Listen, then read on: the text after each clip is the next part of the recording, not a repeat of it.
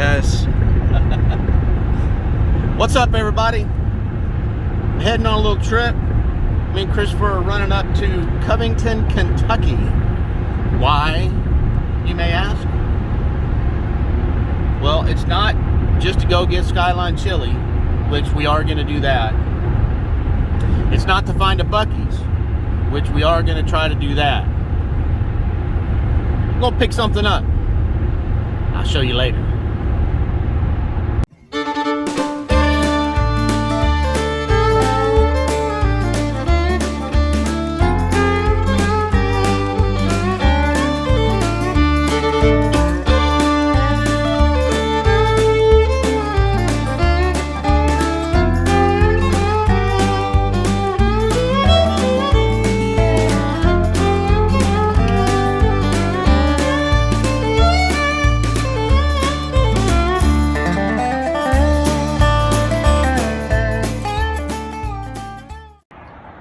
Well, made it to Covington, Kentucky, and looky what I got.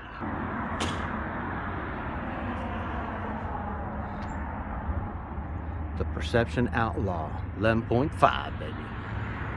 I'll get y'all more video and stuff on it once I get it back and get it off the top of the truck. All right, y'all, here it is. The Perception Outlaw 11.5. Let's get a good look at it.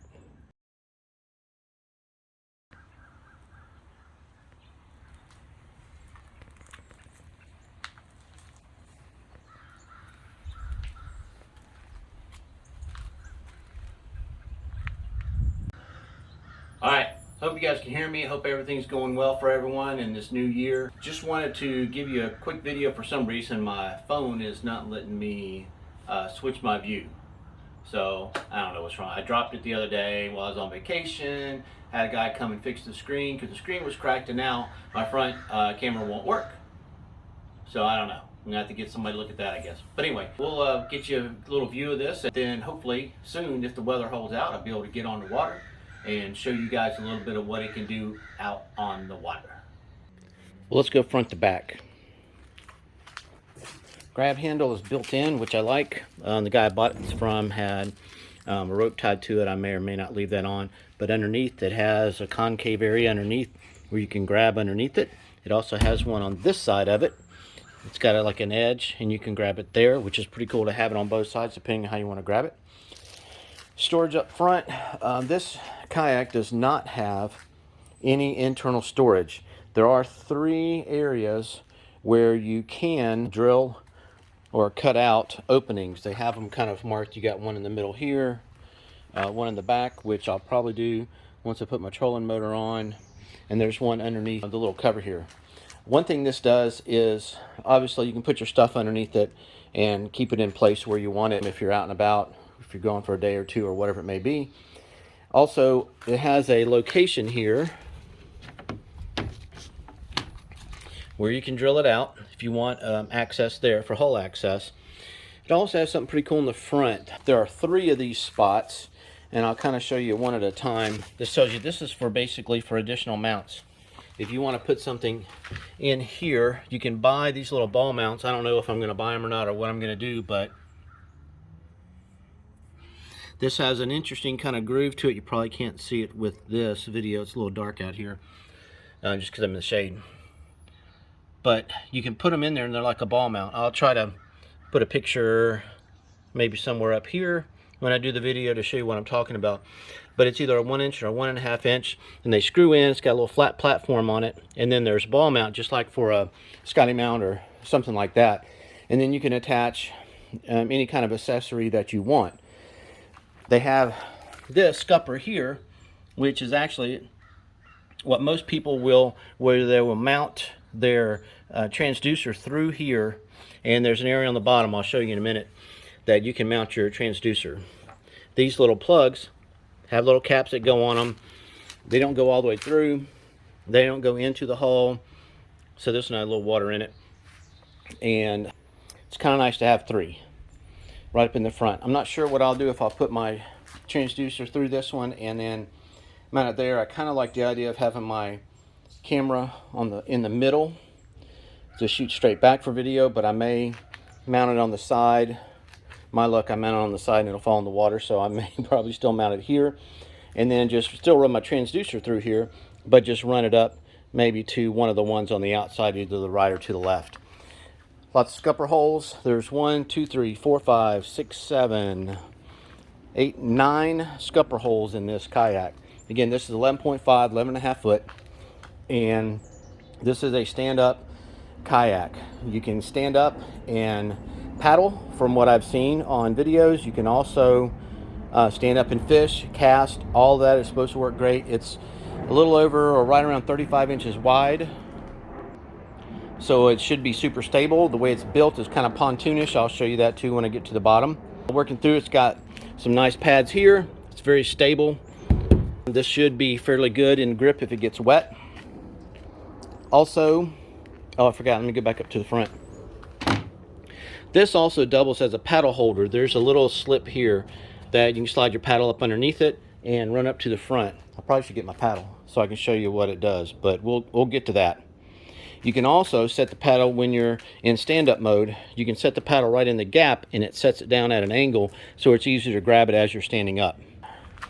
Handrails, grab bars, whatever you want to call these, they also double as accessory mounts.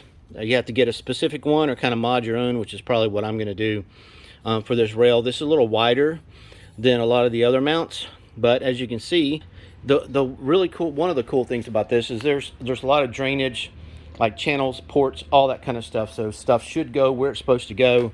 As you can see here, these channels that go down here right to the scuppers. The one underneath the seats, you can see there, channels, goes right to it.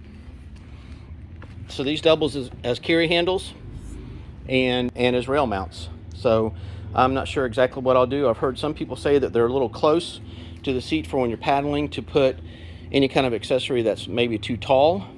And so I may or may not hook up too much to those. We'll just play it by ear once we get on the water and see how it goes. Two nice cup holders, really deep cup holders, one on each side. And then there's a storage area here. They have a storage container that you can buy that's waterproof. It has a lid that goes over the top of it, and you can put tackle boxes, so to speak, in those. Or you can just put your own in here however you want, or seen some guys that have modded their own and they've got just a different container, like a ammo box or something like that, that they put stuff in. One of those on each side also. These are the little connectors for the ones that come that you can buy separate from Perception, and it just straps it down on these four sides so that it stays in and the little tackle box thing won't fall out. The seat sets high, as you can see. Let's get a little shot here. From what I've read, the seat sits about 16 inches from water level, I think is how it was termed, and it is up high. There's a lot of storage underneath. Evidently, there is a 32 quart cooler that will actually fit perfectly inside of there. I don't remember which brand it is, but it will fit inside there. I'll show you something else with the seat here in a minute. This is what they call double barrel rod holders. Hang on, I'm going to get a rod real quick. Okay, back at it. Here we go. So double barrel rod holders, one on each side, and from what I can tell, this is how they mount on. And they do set at a really nice angle. They're not straight up like a lot of other, well, most rod holders aren't straight up, but they only have a slight angle. These have a pretty good angle, and hopefully keep me out of the trees and bridges, like I had that one issue. Anyway, I haven't figured out how to actually strap to hold them in. There's a strap here, hang on. Okay, so what I've seen one person do is they basically have the handles, so to speak, or whatever, and they strap these around the handles or your handle. I don't know if I would do it that way or not. Let's see if it goes this way. It kind of gets in the way of the other one. You kind of have to have it set like that, and then if you got a spinner on this side, you can swap them however you want. But he had it strapped and had it over top of his reel like that would keep it in there. Now, I guess you could do that if you had maybe both types on the same side, where you'd have the other spinner handle over here, and you could strap them together. I don't know how often I'll use that. I'm not going to be transporting them. I'm not going to be in any kind of rough water for sure. So that means it would come in handy, I think. I do like the idea that there are 4 of them right there where you can easily access them, you know, from your chair. And they're just right behind the chair. Okay, now for the chair. There are 4 straps that hold the chair down. You've got 2 in the front that are exactly like this, where it's got the little tag on it. Grab the little tag, pull it up. Grab the tag, pull it up, and then it's loose. And then what this does is you can tip it back, and you can just leave it strapped in like that if you want to have more access down here. If you did have a cooler or something underneath it, you can easily flip that back and then put it right back down if you need to. If this is as stable as everyone says it is, you should be able to easily turn around, get what you need out of the cooler, put your seat back down in here, and put your straps back over top of it, and then you're back in. The other thing this will do, you take all 4 of them off, fold it,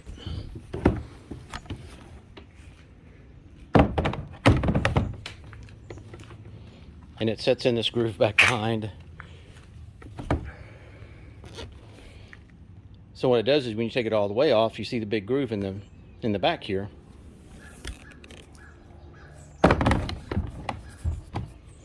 You just drop it right down in there.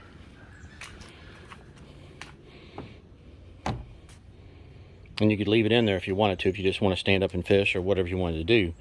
And then just pop it back out and put it back down where you want it. Alright, and again, storage in the back, just underneath the bungee.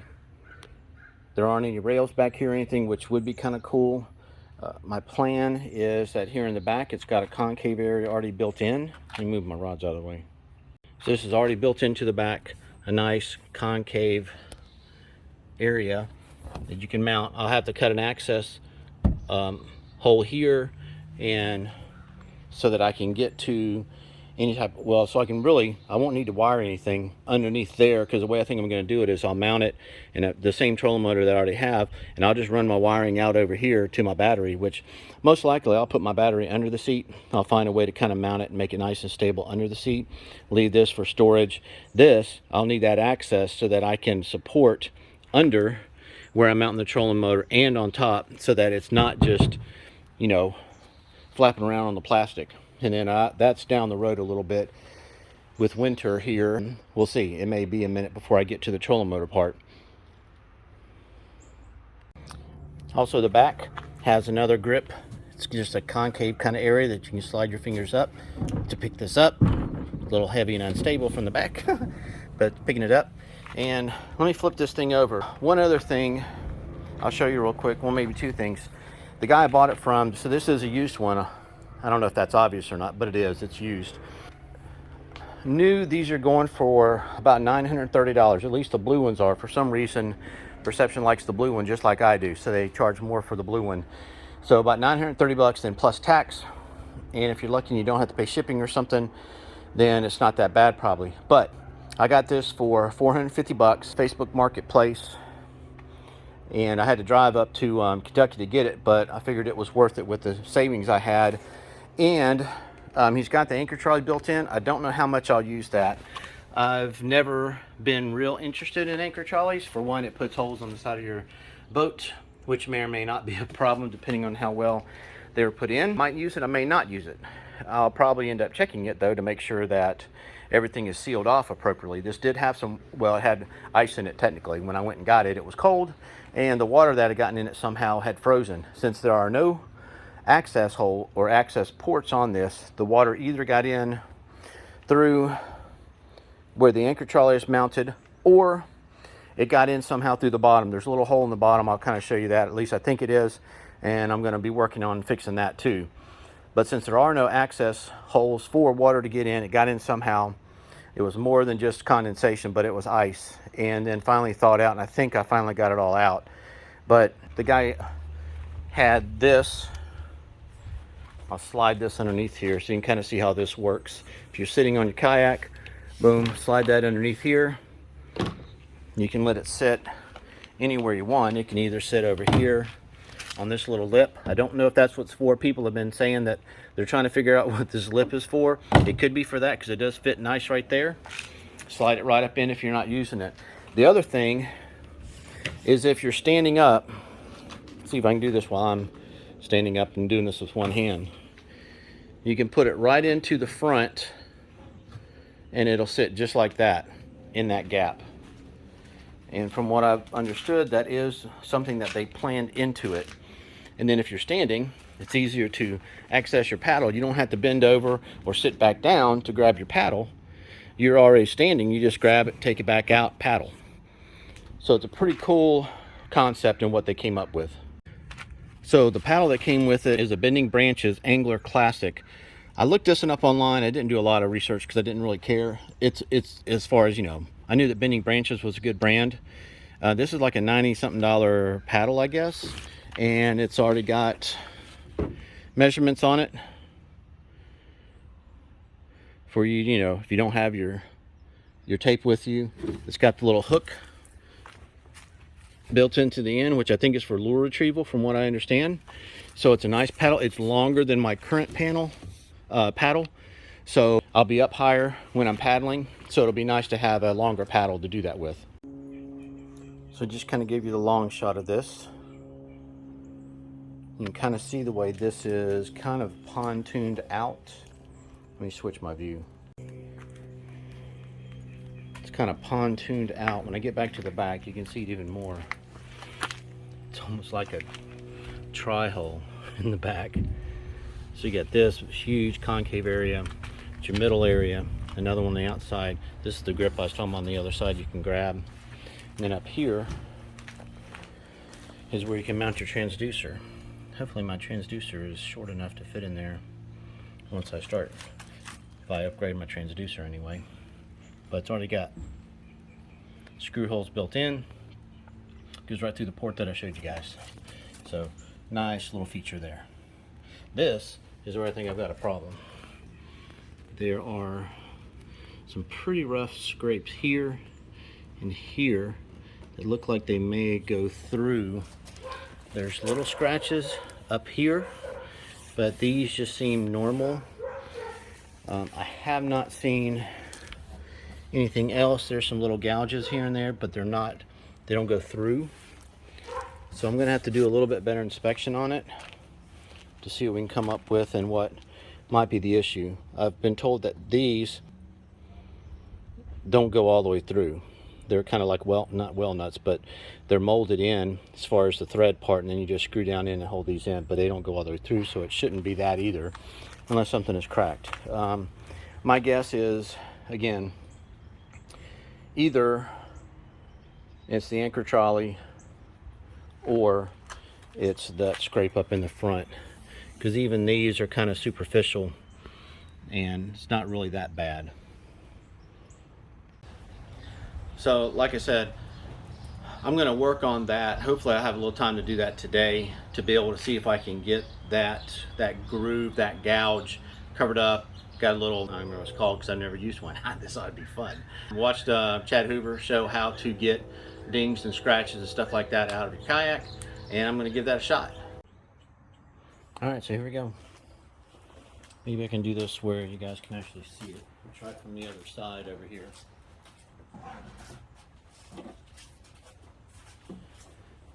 Main parts I'm concerned about are obviously right here. That's a pretty big gouge, and then these spots here.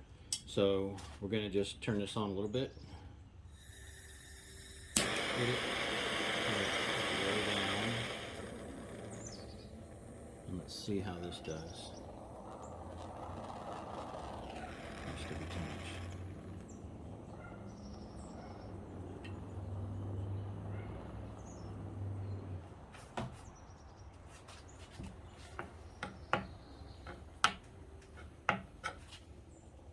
So, the way Chad Hoover did it, get the spoon a little wet,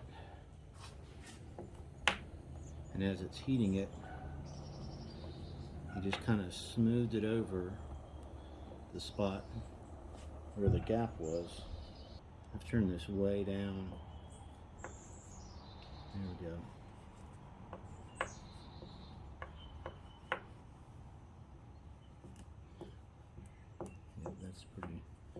pretty warm.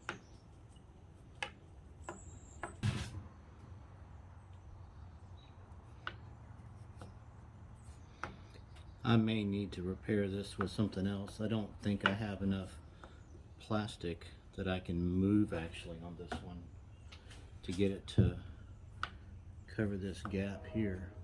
It's a pretty big gouge. See if I can get this one part kind of closed off. There we go. Almost got that one closed off. I think I'm done.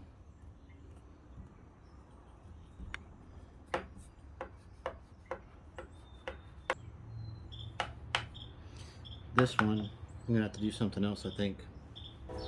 So we'll see what happens. Hopefully I'll see you soon on the water.